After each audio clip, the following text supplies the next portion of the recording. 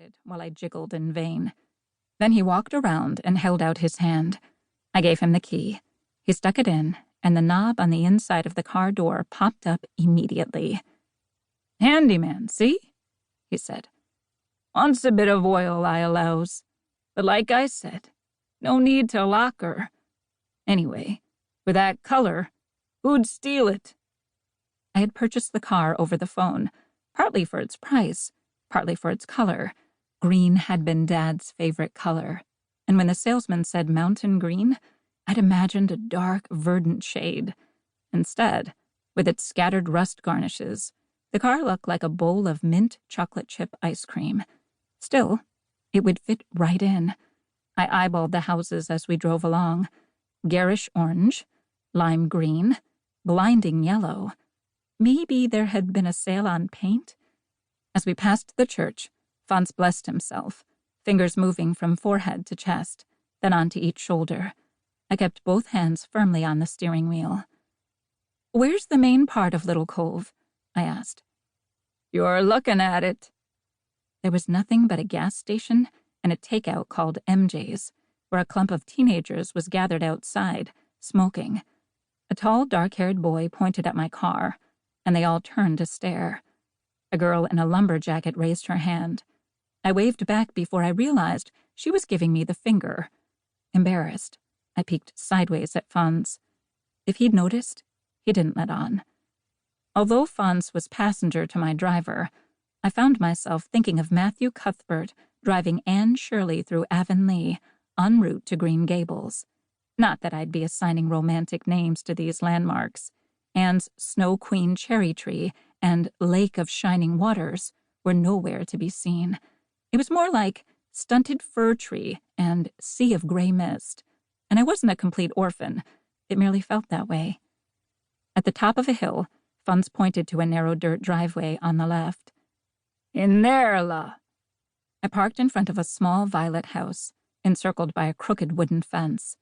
A rusty oil tank leaned into the house, as if seeking shelter. When I got out, my nose wrinkled at the fishy smell. Fons joined me at the back of the car and reached into the trunk for my suitcases. "Gentle Jesus in the garden," he grunted. "What have you got in here at all? Bricks?" He lurched ahead of me towards the house, refusing my offer of help.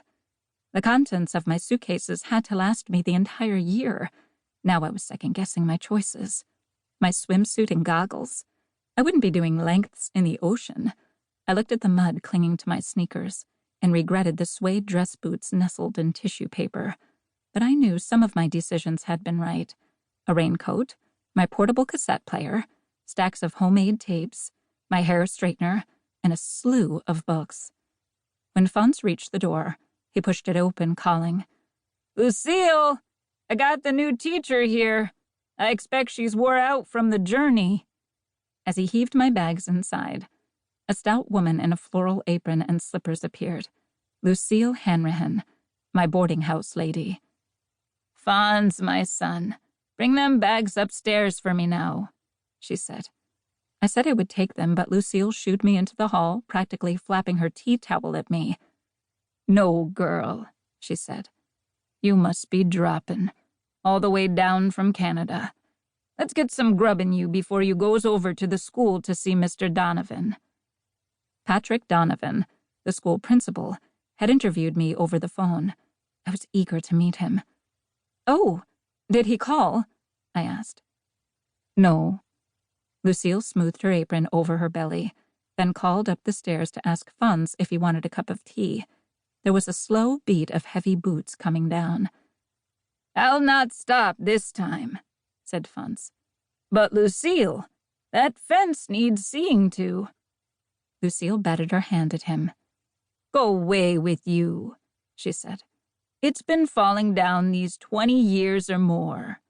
But as she showed him out, they talked about possible repairs, the two of them standing outside, pointing and gesturing, oblivious to the falling rain. A lump of mud fell from my sneaker, and I sat down on the bottom step to remove my shoes. When Lucille returned, she grabbed the pair, clacked them together outside the door to remove the remaining mud, then lined them up beside a pair of sturdy ankle boots.